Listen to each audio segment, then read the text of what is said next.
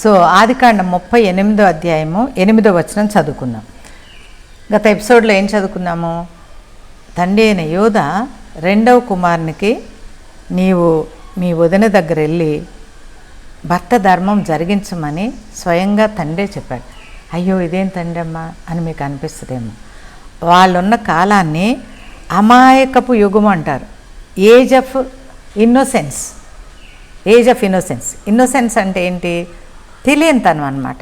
ఆ కాలాన్ని దేవుడు అలా విభాగించాడు. మీకు ఈజీగా అర్థమవటానికి నేను చెప్తా. నేనే ఏదన్నా చాలా 1,00,000 రూపాయలు పెట్టి ల్యాంపు, షాన్లీరో ఏదో నాకు ఇష్టమైన వస్తువు తెచ్చుకున్నాను అనుకోండి. మా మనముడు ఉన్నాడు, వాడు అట్లా నడుచుకుంటూ వెళ్ళి దాని విలువ తెలియక పడేసాడే అనుకుందాం, పగిలిపోయింది. మనం ఏం చేస్తాం? వాడిని కొడతామా, తిడతామా, శపిస్తామా? కాదు కదా. వెంటనే ఎత్తుకొని వాడిని అయ్యో ఇంకా నయం, ఏదో గుచ్చుకోలేదు, ఏం దెబ్బ తగలలేదు, పోతే పోయినలే నాన్న అంటాం కదా. అదే నువ్వు విలువ పెట్టి తెచ్చుకున్నావు, ఇష్టంతో తెచ్చుకున్నావు, కానీ పగలగొట్టిన వాడు చిన్న వయసు, చిన్న బిడ్డ.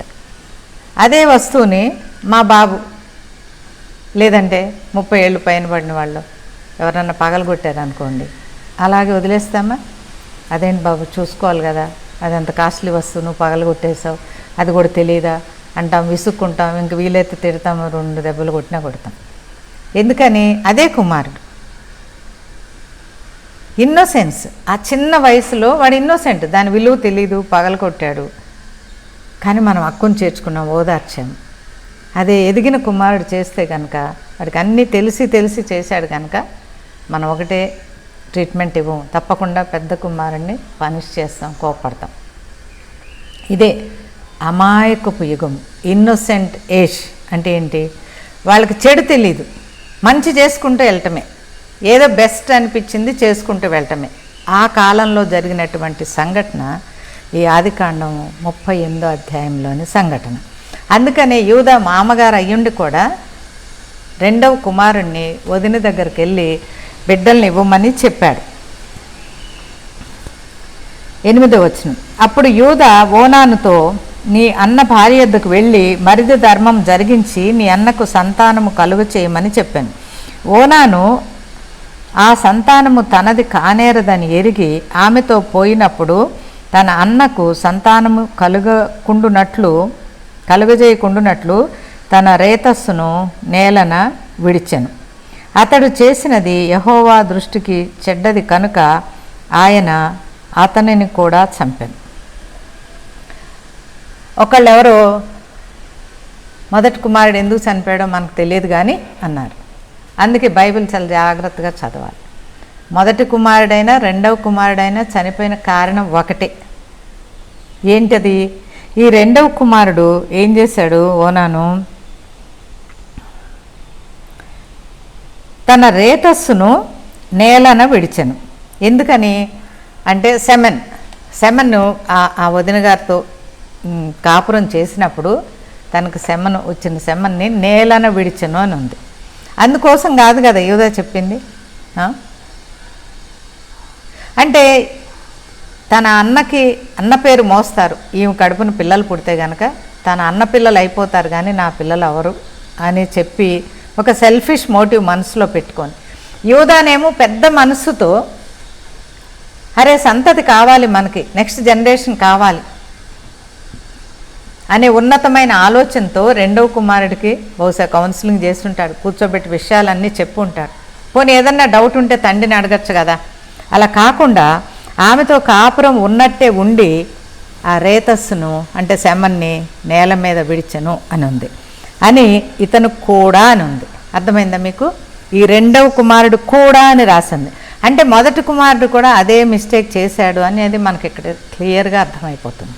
ఈ అన్నదమ్ములకి ఇదేం అలవాటు మరి మనకు తెలియదు. ఇక్కడ వీళ్ళని వదిలిపెడితే ఇప్పుడు జనరేషన్లో కూడా అమ్మాయిని అమ్మాయి పెళ్లి చేసుకోవడం, అబ్బాయిని అబ్బాయి పెళ్లి చేసుకోవడం, లేదంటే చెప్పాల్సి వస్తుంది. పిల్లలు నాకు కొద్దిగా ఇబ్బందిగా ఉన్నా చెప్తున్నాను, మనం నేర్చుకోవాలి కనుక. మాస్టర్బేషన్ అంటారు. ఈ మాస్టర్బేషన్ అనే ఒక ప్రక్రియకు ఒక హ్యాబిట్కి, ఒక అలవాటుకి లొంగిపోయి చాలామంది యవ్వనస్తులు మాత్రమే కాదు, పెళ్ళైన వాళ్ళతో సహా, పెద్దవాళ్ళతో సహా, ఈవెన్ 50-60 ఏజ్ వాళ్ళతో సహా, అమ్మ నువ్వేనా చూసి వచ్చావా అని నన్ను అడగండి. ఒక్కొక్కసారి ప్రార్థనకు వాళ్ళు ఎవరన్నా ముందుకు వచ్చినప్పుడు వాళ్ళల్లో ఉన్న చీకటి నాకు దేవుడు చూపిస్తారు, కనుక నేను చెప్పగలుగుతున్నా. ఇప్పుడు ఈ అన్నదమ్ములు చేసిన పాపము యోధా చూడలేదు. వీళ్ళు శమను బయటికి విడిచిపెడుతున్నారు అనే పాపాన్ని యోధా చూడలేదు. ఎందుకంటే ఎవరి బెడ్రూమ్లో ఇంకొక మనిషి ఉండరు కదా, అది చూసే విషయం కాదు, ఆత్మలో గ్రహించవలసిన విషయం. సో ఈ మాస్టర్బేషన్ అనే ప్రక్రియకు అలవాటు పడిపోయి బోలుడన్ని సంసారాలు విచ్ఛిన్నమైపోయినాయి. బోలుడన్ని భార్యాభర్తల మధ్యన విపరీతమైన ఎడబాటు. వాళ్ళు దాంపత్యాన్ని మర్చిపోయారు. భార్య ద్వారా పొందవలసిన సుఖాన్ని, లేదంటే భర్త ద్వారా పొందవలసిన సుఖాన్ని వేరే పద్ధతుల ద్వారా పొందుతూ దేవుని దృష్టిలో చెడ్డవాళ్ళు అయ్యారు అని ఇక్కడ వాక్యం తెలియజేస్తుంది. ఏముంది ఇక్కడ? వికెడ్. They became wicked. ఇంకొక స్త్రీతో శయనిస్తేనే వ్యభిచారం అని రాయబడి లేదు, అది మాత్రమే కాదు, ఇది కూడా చాలా వికెడ్నెస్. ఎవరి దృష్టిలో? దేవుని దృష్టిలో దిస్ ఈజ్ వికెడ్ అని బైబిల్ గ్రంథం మనకు తెలియచేస్తుంది. చూసారా, నేను ఏ పాపం చేయలేదు అని మనం అనుకుంటాం. రేపు పరిశుద్ధుడైన యేసు ముందు నించున్నప్పుడు నువ్వు చెప్పగలగాలి ఆ మాట. లేదా దేవుడు ఈరోజు నీతో మాట్లాడుతుంటే, తండ్రి నన్ను క్షమించు, నాకు మంచి భార్య ఉంది, లేదంటే నాకు మంచి భర్త ఉన్నారు, వాళ్ళని విడిచిపెట్టి సెల్ఫ్గా ఆ సంతోషాన్ని, ఆ ప్లెజర్ని, శారీరకమైన సంతోషాన్ని వాళ్ళకు వాళ్ళే పొందాలని, లేదా రాంగ్ రూట్స్లో పొందాలని ప్రయత్నం చేస్తున్న ప్రతి ఒక్కరితో దేవుడు ఈరోజు మాట్లాడుతూనే ఉన్నాడు. ప్రియులారా, అలాంటి అలవాటు నీకుంటే, ప్రభా నన్ను క్షమించు, నా చేతులను కాల్చునైనా, నా చేతులను అభిషేకించు, ఈ చేతులతో పాపం చేయకుండా నాకు సహాయం చేయతండి అని మీరు ప్రార్థన చేసుకోండి. దేవుడు దయామయుడు, కృపగలిగిన వాడు. ఎందుకు ఇంత ఖచ్చితంగా నేను చెప్తున్నానంటే, that leads to the next step. నీవు అలా చేసుకొని నీకు నువ్వే సుఖపడుతూ ఉంటే కనుక అది అనేక చీకటాత్మల్ని నీ శరీరంలోకి, నీ జీవితంలోనికి తీసుకొస్తుంది. నువ్వు రహస్యంగా నీ భార్యకో భర్తకో తెలియకుండా చేసే పని ప్రియులారా నీ కుటుంబాన్ని నాశనానికి నడిపిస్తుంది. కొన్ని కుటుంబాలు నేను స్వయంగా నా కళ్ళతో చూశాను. నేను ఈ సబ్జెక్ట్ బోధించడానికి ఏమాత్రం జంగట్లేదు, ఎందుకంటే ఇలాంటి చీకట్లో చాలామంది మగ్గిపోతూ ఉన్నారు ఈ కాలంలో. నా సేవలో నేను చూశాను కనుకనే కొంతమందిని నేను ఖచ్చితంగా చెప్పదలుచుకున్నాను. నీకు యవ్వన ప్రాయం వచ్చిందా? తల్లిదండ్రులతో మాట్లాడుకో, పెద్దలతో మాట్లాడుకో. ఒక అమ్మాయిని చూసి పెండ్లాడు, ఒక అబ్బాయిని చూసి పెండ్లాడు, దాంపత్య సుఖం పొందు. దేవుడు చెప్పింది అదే. ఒక్క మనిషి ఉండటం కరెక్ట్ కాదు, జంటగా సంతోషంగా ఉండండి. ఒకరికి అర్థం కానీ ఒకరు చెప్పుకోండి, నేర్చుకోండి. పెళ్ళైన మొదటి రోజే అన్నీ తెలిసిపోవు. పాపం ఈ తామారు ఏం తప్పు చేసింది? తామార యోధా మొదటి కుమారుని పెళ్ళాడి విధవరాలైపోయింది కదా. ఆ విధవరాలైపోయిన స్త్రీని నువ్వు దగ్గరకు తీసుకున్నప్పుడు ఆవిడకి ఎంత ఓదార్పుగా ఉండాలి, ఎంత సంతోషాన్ని ఇవ్వాలి. పోనీ నా అన్న ఏ కారణానికి చనిపోయాడు, నేను ఈ స్త్రీని పొంది ఆమెను సంతోషపరిచి అన్నకు ఒక కుమారుడిని, ఒక నెక్స్ట్ జనరేషన్ నేను ఇస్తాను అనే ఆలోచన లేదు ఇతనికి. ఇతను కూడా పాపంలో పడిపోయాడు. చూసారా ఈ పాపం ఎప్పటిది? మాస్టర్బేషన్ అనే పాపం ఎప్పటిది? ఆది కాండంలో ఉంది పిల్లలారా, జాగ్రత్త. ఇది దేంట్లోకి దించుతుందో తెలుసా? Pornography. Did I spell right Bipin? మీకు తెలుసు కదా పోనోగ్రఫీ అంటే? చూడకూడని సైట్లు. వేరే స్త్రీని, వేరే పురుషుణ్ణి వ్యవస్థగా చూస్తే నీకు వచ్చేది ఏంటి? వస్తుంది నీకు కూడా తప్పకుండా. ఏంటంటే నువ్వు మొయ్యలేనంత పాపం వస్తుంది. ఇవాళ చిన్న చిన్న పిల్లలు ఏ సైట్ అంటే అది టక్ టక్ టక్ కొట్టేస్తారు. ఓపెన్ చేయకుండా ఓపెన్ చేస్తారు. పిల్లలు గదుల్లో ఉంటారు, ఏం చేస్తారో తెలియదు పేరెంట్స్కి. ఉద్యోగాలకు వెళ్తారు, పిల్లలు ఇంట్లో ఏం చేస్తారో తెలియదు. అలాంటప్పుడు ఎందుకు సంతతి కంటాం? నీవు కన్న బిడ్డను నువ్వు కరెక్ట్గా పద్ధతి ప్రకారం పెంచలేనప్పుడు వెయిట్ ఫర్ సమ్ టైం. మీకు అంత ఖాళీ ఉన్నప్పుడే పిల్లలు కనిపెంచుకోండి. నీవు ఇచ్చే డబ్బులు పెరిగినాక వాడు కూడా సంపాదించుకుంటాడు. కానీ నువ్వు సంస్కృతి ఇవ్వాలి, సంస్కారం ఇవ్వాలి, క్రైస్తవ పద్ధతిని నువ్వు పరిచయం చేయాలి. నాన్న ఇది చేయకూడదు అని కూర్చోబెట్టి బోధించాలి. I use to counsel my children every single day, every day. అందుకే నేను ఉద్యోగం చేయలేదు. నా టైం అంతా నా పిల్లలిద్దరి కోసం ఖర్చు పెట్టాను. Now I'm proud of my children. వాళ్ళు బతికి నలుగురిని బతికించగలిగినటువంటి ఆత్మీయ స్థాయి, మానసిక స్థాయి వాళ్ళకు ఉన్నాయి. సో ఈయన తన రేతస్సును విడిచిపెట్టాడు అని ఉంది పిల్లల. అందుకే దేవుడు సర్వాంగ హోమముగా నా శరీరాన్ని నీకు అర్పించుతున్నానని చెప్పమన్నాడు. మన శరీరంలోని ప్రతి అవయవాన్ని దేవునికి అప్పగించాలి. అన్లెస్ ఏదో ఒక అవయవం, ఏదో ఒక బలహీనతను పెట్టుకొని చీకటి మనల్ని లాగేస్తుంది. పిల్లలు జాగ్రత్త.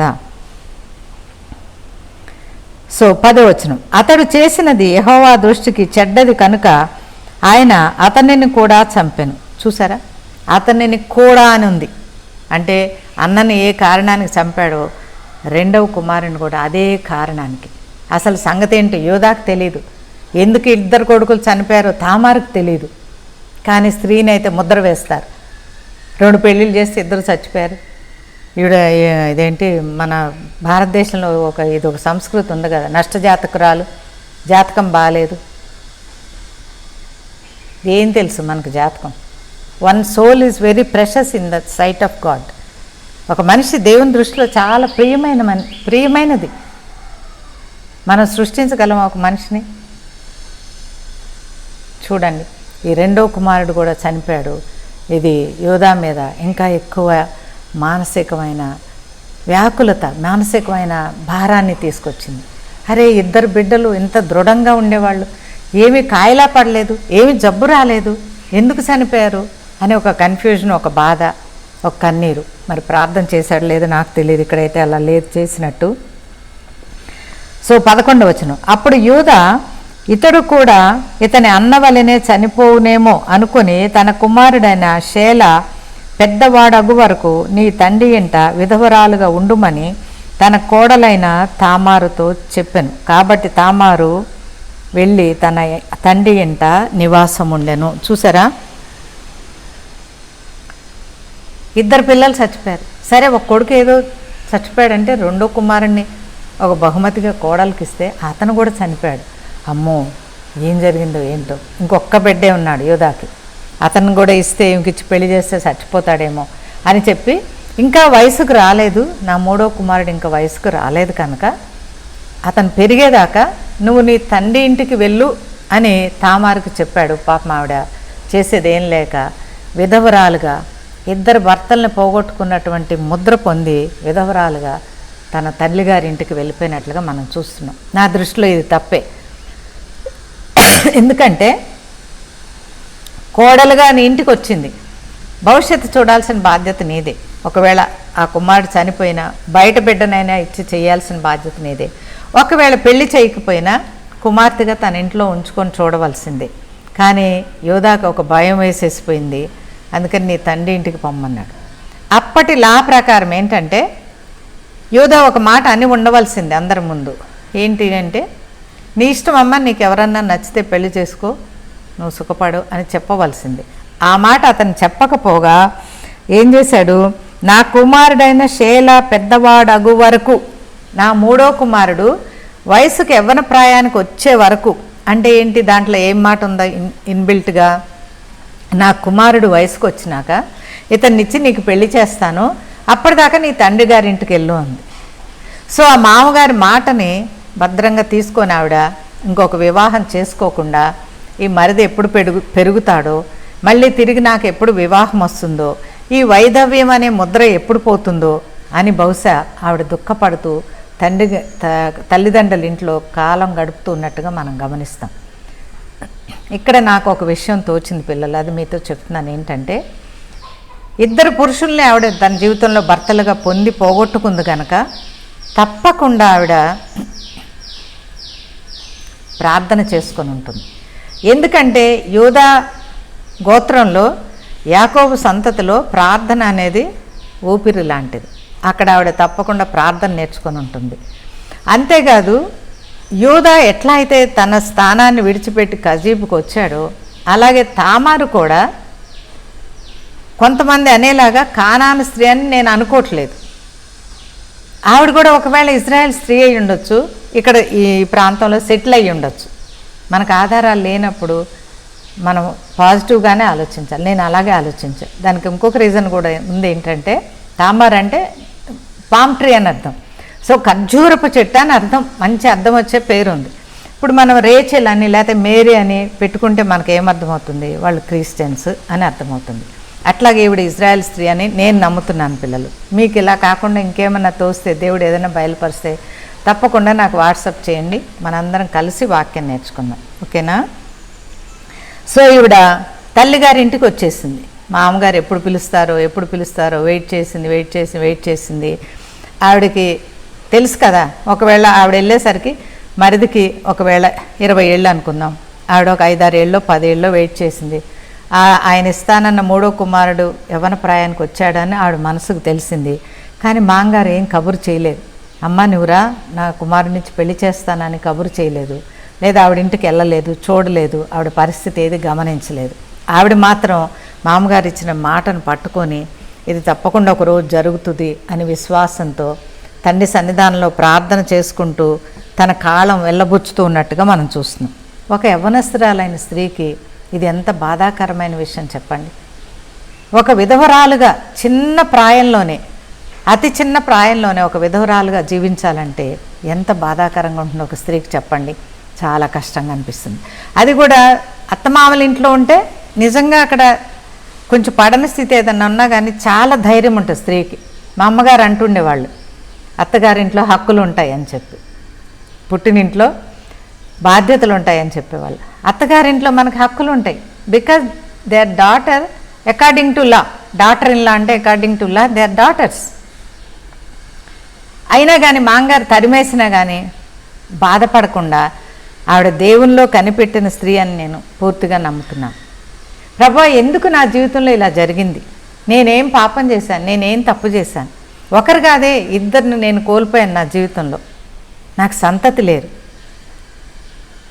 తల్లిదండ్రులు ఎంతకాలం ఉంటారు వాళ్ళు? మరి తర్వాత నా భవిష్యత్తు ఏంటి? ఇంత ఘోరమైన విషయం నా జీవితంలో ఎందుకు జరిగింది అని ప్రభు దగ్గర పశ్చాత్తాపడుతూ ప్రార్థన చేసుకున్న స్త్రీగా నేను తామార్ని గుర్తించుతున్నాను పిల్లలు. అప్పుడు యూదా ఇతడు కూడా ఇతని అన్నల వలె చనిపోనేమో అనుకొని, అంటే ఈ 3వ అబ్బాయి కూడా చనిపోతాడని అతను భయపడ్డాడు. యూదా భయపడినాడు. సో 12వ వచనం, ఆదికాండము 38వ అధ్యాయము 12వ వచనం. చాలా దినములైన తరువాత షూయా కుమార్తె అయిన యూదా భార్య చనిపోయింది. చాలా దినములైంది. సో యూదా కనాను స్త్రీని చేసుకుని 3 మగపిల్లల్ని కన్నారు కదా. 2 మగపిల్లలు చనిపోయారు. 2 మగపిల్లలు చనిపోయినప్పుడు యూదా ఉన్నాడు, యూదా భార్య కూడా ఉంది. బహుశా ఇద్దరు ఎంతో దుఃఖపడి ఉంటారు. ఈ 3వ కుమారుడికి ఇంకా పెళ్లి కాలేదు. కోడల్ని తల్లిగారింటికి పంపించేశారు. అలా చాలా రోజులు ఉన్న తర్వాత ఏ కానాను స్త్రీని పెళ్లి చేసుకున్నాడో ఆ కానాను స్త్రీ చనిపోయింది. యూదా భార్య చనిపోయింది అని వాక్యంలో రాయబడింది. ఇక్కడ చాలా కాలం అయిన తర్వాత అని ఉంది. అంటే మేబీ అప్పటికి యూదాకి కంప్లీట్ చాలా ఓల్డ్ పర్సన్ అయ్యి ముసలి వృద్ధాప్యంలోకి మేబీ 65 ఆర్ 70 ఆ వయసుకి వచ్చి ఉంటాడు. షూయా కుమార్తె అయిన యూదా చనిపోయాను. తర్వాత యూదా దుఃఖ నివారణ పొంది అదుల్లామీడైన హీరాను తన స్నేహితునితో తిమ్నాతునకు తన గొర్రెల బొచ్చు కత్తిరించు వారి యొద్దకు వెళ్ళాను. సో చాలా రోజులు అయిపోయింది, భార్య చనిపోయింది. అప్పట్లో దుఃఖ దినాలు పాటించేవాళ్ళు కదా. ఇప్పుడు మనం దినం అంటారు చూడండి పెద్దలు, దినం 11 రోజు 9వ రోజు అంటారు. అట్లాగే దుఃఖ దినాలు ఒక ఇంట్లో ఎవరైనా చనిపోయినప్పుడు కొన్ని రోజులు పెట్టుకొని మంచి విషయాలు ఏం చేయకుండా వాళ్ళని గుర్తు చేసుకుంటూ బాధపడుతూ ఆ భార్యను గుర్తు చేసుకుంటూ ఆ దుఃఖ దినాలన్నీ పూర్తయిన తర్వాత అతను తిమ్నాతుకు వెళ్ళాడు అని ఉంది. ఎందుకంటే గొర్రెల బొచ్చు కత్తిరించడం కోసం తన స్నేహితునితో కలిసి వెళ్ళాడని ఉంది.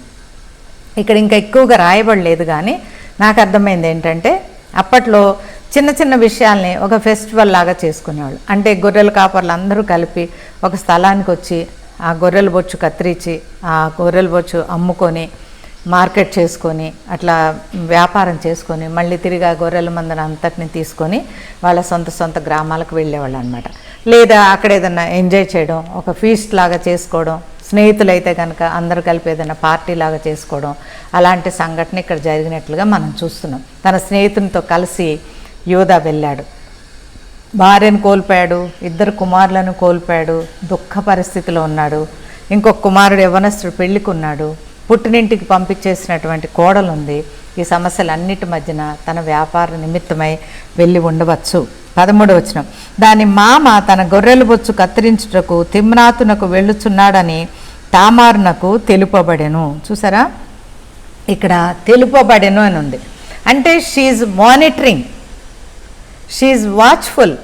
యూదా ఇంటిలో ఎప్పుడు ఏ సంఘటన జరుగుతుంది, ఎవరెవరు ఎలా కదలికలు ఉన్నాయి అనేది తామారు గ్రహించుతుంది. తామారు కొంతమంది మనుషులను పెట్టి ఉండొచ్చు, లేదా అటు వెళ్ళే వాళ్ళని అడిగి ఉండొచ్చు. ఎట్లయితే యోధా గృహంలో ఏమేమి ఇన్ఫర్మేషన్ ఏమేమి జరుగుతుంది అనేది ఈవిడ తెలుసుకుంది అని ఉంది ఇక్కడ. సో ఏం తెలుసుకుంది ఈవిడ? మాంగారి అత్తగారు చనిపోయిందని తెలుసుకుంది. సో మాంగారికి వృద్ధాప్యంలో పడ్డాడని తెలుసుకుంది. మూడో కుమారుడు ఇంకా బ్రతికున్నాడు, యవనస్తుడుగా ఉన్నాడు, పెళ్ళికి సరైన వయసులో ఉన్నాడని తెలుసుకుంది. కానీ మామగారు మాట తప్పారు, నా 3వ కుమారుని ఇస్తాను అని చెప్పినటువంటి యోధ నన్ను జ్ఞాపకం చేసుకోలేదు. యవన ప్రాయానికి వచ్చి పెళ్లి వేసుకొస్తే అతను నీకు ఇస్తానన్న మాట ఆయన జ్ఞాపకం చేసుకోలేదు. మామగారు మాట తప్పారు అని తెలుసుకుంది. సో ఈయన గొర్రెల బొచ్చు కత్తిరించడానికి తిమ్నాతుకు ప్రయాణమై వెళ్ళాడు అనే వార్త తామారుకు వినపడింది. పిల్లలారా, హల్లెలూయా. నీవు దైవచిత్తం చేయాలంటే you should be watchful. What is happening around you? What is happening in your own life? What is happening in your own family? ఇప్పటి కాలంలో అయితే ఉన్న ఓపిక, సమయము, ఎవ్రీ ప్రెషస్ థింగ్ ఓన్లీ ఉద్యోగానికి ఖర్చు పెడుతున్నారు. పిల్లలారా జాగ్రత్త. మనకున్న మొత్తం ఎనర్జీస్ అన్నీ జాబ్ చేయటం కొరకే. అదే అంటే అమ్మ మాకు ఉద్యోగం చేయకపోతే కుదరదు. నిజమే, కుదరదు. కానీ అది ఎలా కుదించుకుంటారో, ఆ వర్కింగ్ అవర్స్ ఎలా కుదించుకుంటారో అది ఎవరి వాళ్ళు మీరే ప్లాన్ చేసుకోండి. కానీ అయితే ప్రార్థనలో, వాక్యం చదవటంలో మీ సమయాన్ని గడపండి. ఈ తామారు అంత కన్నీటిలో ఉండి, అంత కష్టంలో ఉండి, ఉండకూడని ప్లేస్లో ఉండి, పెళ్ళయి తల్లిగారింటికి రిక్త హస్తాలతో వెళ్ళి కుంగిపోలేదు. కానీ she was watching what is happening around and what is happening in the family of JUDA. యూదా కుటుంబంలో జరిగే ప్రతి సంఘటనను ఆవిడ గ్రహించి, తెలుసుకొని, ఆలోచించి, ప్లాన్ చేసుకుంది. కనుకనే ఈ అద్భుతమైన సంఘటన ఇక్కడ జరిగింది. ఇది అద్భుతమైన సంఘటన నా దృష్టిలో. సో మామగారు తిమ్నాతుకు వెళ్ళారు అనేది తెలుసుకుని ఆవిడ ఏం చేసిందో చూద్దాం. 14వ వచనం, అప్పుడు షేలా పెద్దవాడైనప్పటికీ తాను అతనికి ఇయ్యబడకుండుట చూచి తన వైధవ్య వస్త్రములను తీసివేసి ముసుగు వేసుకొని శరీరం అంతయు కప్పుకొని తిమ్నాతుకు పో మార్గములో ఉండు ఏనాయిము ద్వారమున కూర్చుండగా. చూసారా, ఏనాయిం అనే మాటకి ఐ ఓపెనింగ్ అనే అర్థం. ఎక్కడ కూర్చుంది ఈవిడ? ఐ ఓపెనింగ్ అనే స్థలంలో కూర్చుంది. హల్లెలూయా. చూసారా స్త్రీలారా, మనం చిన్న చిన్న విషయాలకి కృంగిపోతాం, చిన్న చిన్న విషయాలకి తిట్టుకుంటాం, అలసిపోతాం. నా జీవితమే ఎందుకు ఇట్లా అని అనుకుంటాం. నువ్వు ఇంకొక స్త్రీ తలుపు తట్టినప్పుడు నీకు తెలుస్తుంది ఆ స్త్రీలు ఏం కష్టపడుతున్నారు. ఈ తామారు అనే స్త్రీ ప్రభు కోసం మహా కష్టం పడి సిలువను మోసిన మహా తల్లికి నేను నమస్కరించుకుంటాను. ఇలాంటి కష్టాలు మనకు లేవు కదా, 2 పెళ్ళిళ్ళు మనకు లేవు కదా. చెప్పండి. మామగారు ఒక షేర్ ఇవ్వలేదు, ఒక కట్నం కింద ఇవ్వలేదు, అమ్మాయి తిని బ్రతుకు అని చెప్పలేదు, తన భవిష్యత్తు ఏంటో ఆదేశించలేదు. కుమారుని ఇస్తానని చెప్పి ఆ 3వ కుమారుడికి యవ్వన ప్రాయం వచ్చినప్పుడు తనను గుర్తు చేసుకోలేదని తనకు బాధ కలిగి ఇవిడేం చేసింది? వైధవ్య వస్త్రాలు. ఇప్పుడు మనం కూడా చూస్తుంటాం, ఇప్పుడు లేకపోవచ్చు కానీ కొన్ని సంవత్సరాల క్రితం విధవులైన స్త్రీలకి తెల్ల బట్టలు వేసేవాళ్ళు, ఇంకా భయంకరం గుండు కూడా చేయించేవాళ్ళు. నా చిన్నప్పుడు కొంతమంది నేను చూశాను. అంటే ఇంకే పురుషుడు వాళ్ళని చూడకూడదు, వాళ్ళు అందంగా కనపడకూడదు, అలా కనిపిస్తే ఏదన్నా వ్యభిచార పాపంలో పడతారేమో అని పెద్దలు అలా చేసేవాళ్ళు. It is wrong it is really wrong and sad. So తర్వాత ఆచారాలు పోయినాయి అనుకోండి. ఈవిడ విధవరాలు అని గుర్తుపట్టడానికి వైధవ్య వస్త్రాలు, మరి ఏం కలరు ఏంటో అప్పుడు పద్ధతి వేసుకుని ఉంది. ఎప్పుడైతే మామగారు తిమ్నాథ్కు వెళ్తున్నారని వార్త విందో ఆ వైధవ్య వస్త్రాలు ఆవిడ తీసేసింది అని మనం చూస్తున్నాం. ఆ వైధవ్య వస్త్రాలు తీసుకుని ఏం చేసింది, ముసుగు వేసుకుని శరీరం అంతయు కప్పుకొని, శరీరాన్ని అంతటినీ కప్పుకుంది ఆవిడ. అప్పట్లో ప్రాస్టిట్యూట్స్ అని ఉండేవాళ్ళు, అంటే వ్యభిచార స్త్రీలు అనేవాళ్ళు ఉండేవాళ్ళు. అంటే ఏంటి, వ్యాపార నిమిత్తం. ఇప్పుడులాగా ట్రాన్స్పోర్టు అరగంటలోనో గంటలోనో ఇల్లు చేరం కనుక ఈ క్యాటిల్లు లేదంటే మన గొర్రెలు ఇవి మేపుకుంటూ వేరే ప్రాంతం వెళ్ళినప్పుడు అటు వెళ్ళటానికి ఇటు రావటానికి మేబీ సమ్టైమ్స్ కొన్ని నెలల కాలం పట్టేది, చాలా నెలల కాలం పట్టేది కనుక అప్పుడు ఆగలేని వాళ్ళు పురుషులు, అది తప్పే, ఆగలేని వాళ్ళు పరాయి స్త్రీతో ఉండేవాళ్ళు అప్పటి కాలంలో అది. సో వాళ్ళు ఏం చేసేవాళ్ళు, మొహానికి ముసుగు వేసుకునేవాళ్ళు. మొహానికి ఒక విచిత్రమైన రంగులు, విచిత్రమైన దారాలతో కుట్టిన ముసుగు వేసుకుంటే ఆమెను చూడంగానే ఆవిడ వ్యభిచార స్త్రీ అని గుర్తుపట్టేవాళ్ళు. ఇంట్రెస్ట్ ఉన్న మెన్న వెళ్తూ ఉండేవాళ్ళు. అయితే ఇక్కడ తామారు మొహానికి మాత్రమే కప్పుకోలేదు, శరీరం అంతా కప్పుకుంది అని ఉంది. So you should understand that she is not a lady who wanted to do prostitution. Hallelujah. ఆవిడ వైధవ్య వస్త్రం తీసేసింది కానీ అంతకంటే పవిత్రమైన వస్త్రం వేసుకుంది, వ్యభిచార వస్త్రం మాత్రం వేసుకోలేదు పిల్లలు. ఎందుకు ఇంత ఖచ్చితంగా చెప్తామంటే తర్వాత వచనాల్లో మీకు తెలుస్తుంది ఎంత ఉత్తమరాలో. చూడండి ఎందుకు వేసుకుంది అని నేను ప్రశ్నించినప్పుడు నాకు అనిపించింది, పిల్లలు యూదా పైన ఉన్న గొప్ప వాగ్దానాన్ని జరిగించాలని ఆవిడకి ఇష్టం. యూదా కానాను స్త్రీతో కలిసి 3 బిడ్డలను కన్నాడు, కానాను స్త్రీతో కలిసి కన్నాడు, అది నేను చెప్పేది. యేసుక్రీస్తు యొక్క వంశావళి కంటామినేట్ కాకూడదు, యేసుక్రీస్తు పుట్టవలసినటువంటి వంశము ఎక్కడ ఇబ్బందుల్లో పడకూడదు. యూదా గర్భంలో కరెక్ట్గా యూదా వంశంలో పుట్టవలసిన బిడ్డ తిరిగి ఇశ్రాయేలీల ద్వారానే అది కనబడాలి అని చెప్పి దేవుని చిత్తం కనుక. మీకు ఇప్పుడు అర్థమైందా? తప్పకుండా ఇప్పుడు ఇశ్రాయేల్ స్త్రీ అయి ఉంటుంది. కానాను స్త్రీకి పుట్టిన అంటే అక్కడ తప్పు జరిగింది.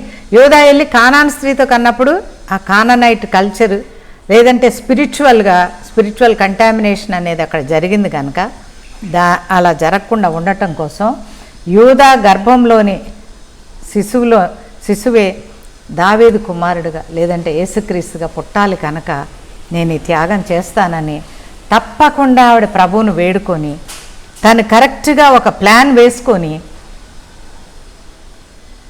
ఐ ఓపెనర్, ఇక్కడ ఏం పేరు ఉంది దీనికి, ఏనాయిము, ఎక్కడో చోట కూర్చోవచ్చు కదా, ఆ మార్గంలో వెళ్ళే ఎక్కడన్నా కూర్చున్నా ఏ ఒక్క పురుషుడు వస్తాడు, ఏదో 10 రూపాయలు ఇస్తాడు, ఆ రాత్రికి పడుకుంటాడు, వెళ్ళిపోతాడు. కానీ ఆవిడ ప్లాన్ అది కాదు. ఆవిడ శారీరక వాంఛల కోసం లేదు, యేసుక్రీస్తు అనేటువంటి ఫలాన్ని, యేసుక్రీస్తు అనేటువంటి పండుని, యేసుక్రీస్తు అనేటువంటి విత్తనాన్ని మోయటానికి, యేసుక్రీస్తు పెట్టినటువంటి సిలువని మోయటానికి తన్ను తానుగా సిద్ధపరచుకున్నటువంటి మహా శక్తి భక్తి వినయం కలిగినటువంటి మహాస్త్రీ ఈ తామారు. సో ఆ స్థలములో ఏనాయిం అన్న స్థలములో ఆ ద్వారము దగ్గర ఆవిడ కూర్చున్నట్లుగా మనం చూస్తున్నాం. ఆవిడ కూర్చుంది. ఎందుకు? యోధా వాళ్ళ మామగారు అటు వెళ్తాడు అని తెలుసుకొని కరెక్ట్గా ఆ ప్లేస్లో కూర్చుంది. యూదా ఆమెను చూచి 15వ వచనం, యూదా ఆమెను చూచి ఆమె తన ముఖము కప్పుకొని నందున వేసి అనుకొని ఆ మార్గమున ఆమె దగ్గరకు పోయి ఆమె తన కోడలని తెలియక నీతో పోయేదను రమ్మని చెప్పాను. చూసారా, ఆ మార్గాన్ని వెళ్తూ గొర్రెలను తీసుకొచ్చాడు. చాలా రోజులు అయిపోయింది. ఇంకా ఒక స్త్రీతో ఉండాలనే ఆశ కోరిక ఆయన కలిగినవి. ఈవిడ మొహాన్ని ముసుగేసుకుంది కనుక ఈవిడ వ్యభిచార స్త్రీ అయ్యి ఉంటుంది. ఈ రాత్రికి ఆవిడతో శయనిస్తానని చెప్పి ఆవిడ నాతో వస్తావా అని ఆవిడని అడిగాడు. ఆవిడ యాక్సెప్టెన్సీ తెలియజేసింది, వస్తాను అని తెలియజేసింది. ఇది ఎంత సంక్లిష్టమైన సమాధానము ప్రియులారా. యూదాకి ఆమె కోడలు తామారని తెలియదు ఆయనకి, కానీ తామారుకు తెలుసు నేను నా మామతో పరుండాలి అనేది తామారుకు తెలుసు. మీకు ఇది తప్పుగా తోస్తుందా, త్యాగంగా తోస్తుందా? మీరు కూడా ఆలోచించండి. ఇది త్యాగం కాదు పిల్లలారా, మహా త్యాగం. ఏ స్త్రీ కూడా చేయటానికి ఆలోచన కూడా రానటువంటి త్యాగం. మళ్ళీ మీకు ఇక్కడ జ్ఞాపకం చేస్తున్నా, అమ్మ ఇప్పుడు కూడా వెళ్ళొచ్చా అంటే అది మహానేరం, ఘోరం, పాపం. అది అమాయకపు కాలం. ఏ కాలం అది? Age of innocence. దేవుడు ఆ కాలంలో జడ్జిమెంట్ వేరేగా ఇస్తాడు, ఈ కృపాకాలంలో జడ్జిమెంట్ వేరేగా ఉంటుంది. ఆవిడకి అవన్నీ తెలుసు కనుకనే, ఆ శాస్త్రం తెలుసు కనుకనే, అప్పటికి ఇంకా దేవుడు మోసెస్కి లా ఇవ్వలేదు, ధర్మశాస్త్రం ఇవ్వలేదు కనుకనే ఇది మంచి పనే.